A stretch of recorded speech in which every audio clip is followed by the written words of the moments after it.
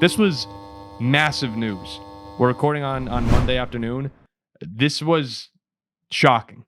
Frank Ragnow, the Lions center, has retired after 7 seasons in the NFL. Second team All-Pro last year. This was someone 29 years old.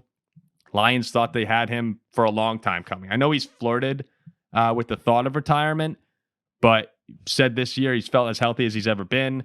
Dan Campbell said it wasn't a big deal that he was missing OTAs last week, and now Ragnow's gone, and Kevin Ziegler left earlier this season. So this Lions offensive line, that's their foundation since Dan Campbell's been here. That's really where they've built this comeback from being one of the worst franchises in the NFL.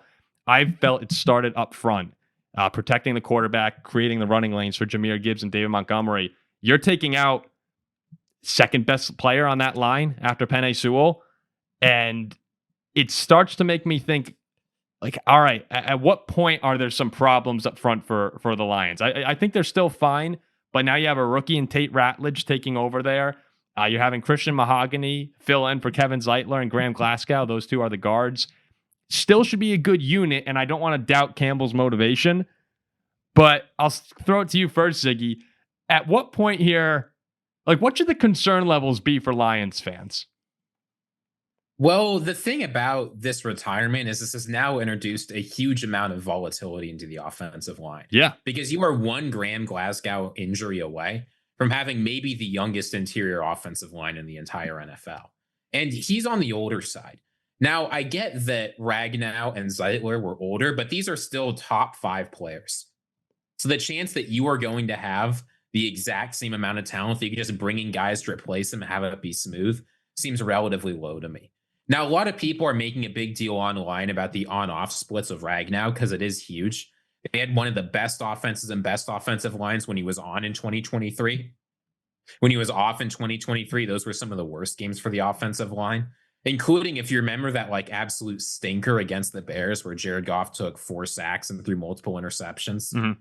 But I think we just didn't see enough of the Lions' offensive line without him. Sorry, Zeke. That was the late comeback, right? Yeah. Okay. So it's a mess, I think, without him, at least initially. And the problem for the Lions is you do not have a lot of time to let your offensive line figure it out. The start of the season is absolutely brutal, and they need everything to be in place immediately. Now, the win total hasn't changed. I think people tend to overreact to any single player, even an all-pro who's not a quarterback, leaving the team. But combined with Ben Johnson leaving, the Lions have a lot to figure out very, very quickly. And I'm not sure the start of the season is going to be as smooth as Lions fans would like.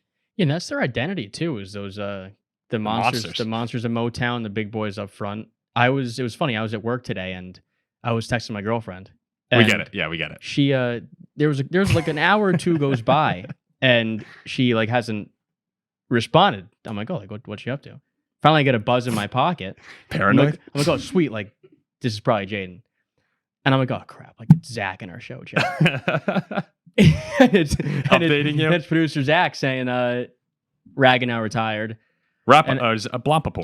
And I'm like, oh, I don't care. Then I'm like, wait a minute, that's actually huge. Yeah. So that was my reaction to that initially.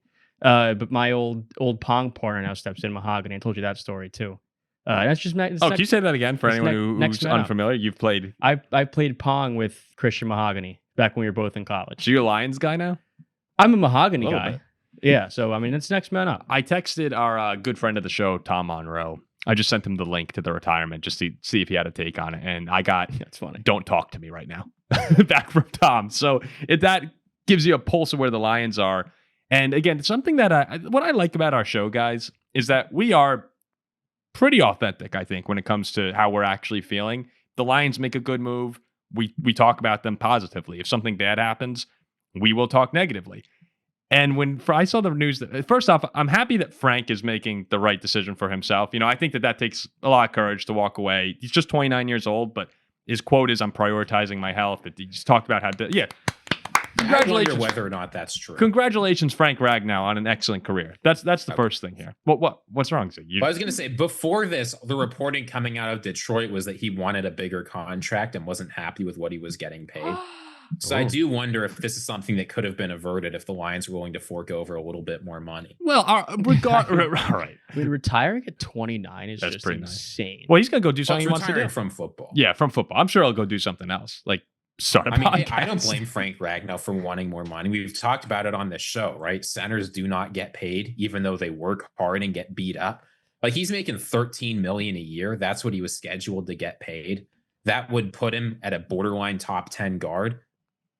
I thought he was making even less. I thought he was getting like a little under 10. I might be wrong there, but still, yeah. So maybe he would have kept playing if he got more. They pay sports players an insane amount of money. I mean, Lauren, when you talk about football, these guys again, the crap kicked out of them. Like it is. No, I get He it. had And a like I fractured understand, throat. like the industry is huge too. It shocks me every time that 13 mil is like. Yeah, I mean, look, you bring in so that money. low. You bring in that money. Yeah, you get paid for it, but they're putting their bodies on the line. So I don't blame Frank for retiring, but again, being authentic as a Vikings fan, seeing the coordinators leave, seeing Ziegler leave, seeing Ragnow leave, seeing some of that identity of this team get disrupted, I smell some blood in the water.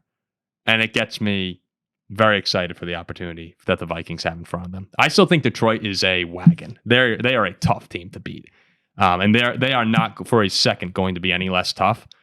But you're seeing these star players leave. And when it comes to the Vikings, we built up this D-line to go after those guys. The Eagles D-line won them the Super Bowl.